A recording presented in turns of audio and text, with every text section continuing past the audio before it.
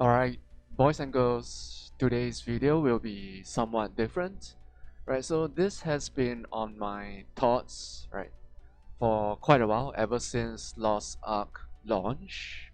Okay, but I really have to share my thoughts about it, right? Especially about how everyone is just claiming Lost Ark is very pay to win, right? And I'd like to share my thoughts on the game, right? And what has been going around regarding the game as well.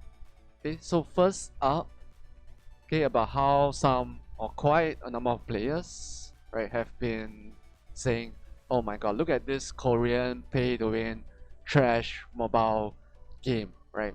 While just looking at some YouTube videos, right, just a few minutes of gameplay on YouTube, and straight away determining and straight away coming to the conclusion that Lost Ark is a trash Korean pay-to-win mobile MMORPG. Bro, have you seen mobile games? Do you even know what they look like? Okay, a really pay-to-win mobile game would be a game that has stats that you can increase from swiping a wallet and has PvP where you can't even dodge enemy attacks, right? So for example, this is one of the games that I used to play, Lineage or Lineage 2 Revolution. Okay, so basically you are just standing right next to your opponent or opponents, okay, and then just going ham on each other, right, with your skills. And there's no dodge whatsoever, right? At most, certain skills will place or move your character around, and that's about it. Yeah, that is about it. Okay, and of course, there are some mobile games with rankings or ladders that show you your character's combat power, right? So basically, your combat power, for example, is how strong your character is, and usually for actual pay-to-win, so-called trash mobile MMORPG games, right? You can take out your wallet, take out the card from your wallet, and swipe to increase the so-called combat power, right? Of course, in different mobile games, the combat power might be called differently, but usually it's the same. All right. So going back to Lost Ark, do you see any type of ranking or ladder, especially for PvE? Hello. Okay, and not to mention that PvP in the arena is equalized, right? So no matter how much you swipe your wallet, all right, no matter how much money you spend, you will not gain an advantage in combat power or item level for Lost Ark, right? Especially in the arena, right?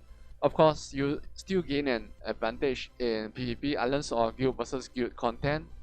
Okay, but okay, so the counter argument that I have heard to this is that, oh, but the PvP arena in Lost Ark is only played by a small percentage of players. Bro, have you not seen the esports tournament in Korea? Do you think that is possible if PvP arena is not equalized? Come on, man. Come on. Okay, and not to mention, and to be fair, Lost Ark does have some systems that may look somewhat similar to systems or gear enhancement systems in many mobile MMORPG games. But the key point is that for those mobile MMORPG games, for example, Lineage 2 Revolution, right, even BDM, when you're attempting to enhance your gear, usually there is a chance for you to drop in enhancement level. Okay, so for some games you will even break your gear. Right, so just imagine in Lost Ark. Imagine if you fail an enhancement level or an item holding, your gear drops from say +5 to +4. How would you feel? Yeah. So thankfully that is not the case. Yeah. So if you just take a look at someone playing Lost Ark and you straight away say, okay, I've played other Korean MMORPG mobile trash games, and these look exactly the same. So are you saying that all games from the same country, right? All games made from the same or from different developers but from the same country are the same?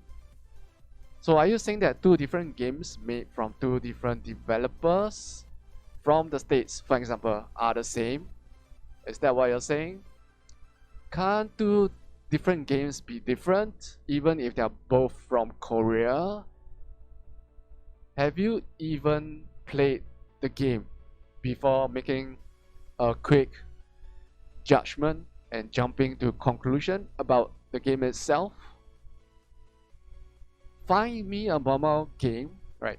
Find me a mobile game that looks like Lost Ark. I dare you. Right? Let's not even talk about the systems. Just the UI itself.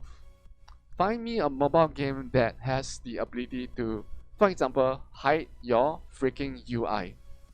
Yeah, I dare you. Do it. Do it now.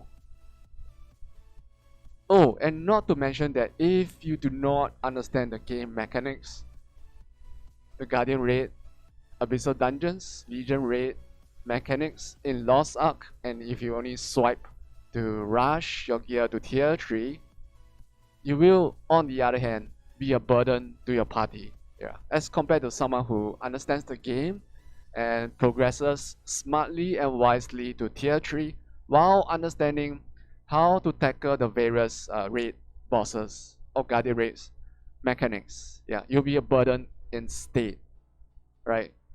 So stop stereotyping and generalizing every Korean game as pay to win. Yeah, that is the same blanket statement that can be applied to, that if you apply it to any other things in life, it sounds stupid. Yeah, if you say that, it just makes you look stupid, right? So stop it and just stop it, man. Stop it. So I might get a lot of flame for this, but really, if you want to say that the game is pay to win, to be fair, it does have some pay to win elements, but if you say that Lost Ark is pay to win, a lot of other games, right, even World of Warcraft, Final Fantasy XIV, they do have their own pay to win elements in the game as well. So in this sense, you can even argue that there is an spectrum, right, of how pay to win a game or a certain game is. Yeah, and I would say Lost Ark is definitely at the lower spectrum of it, right? So all in all, you might or might not agree with what I've been saying so far. Okay, but do share your thoughts in the comments below, and I'll see you on the next Lost Ark video. Just man.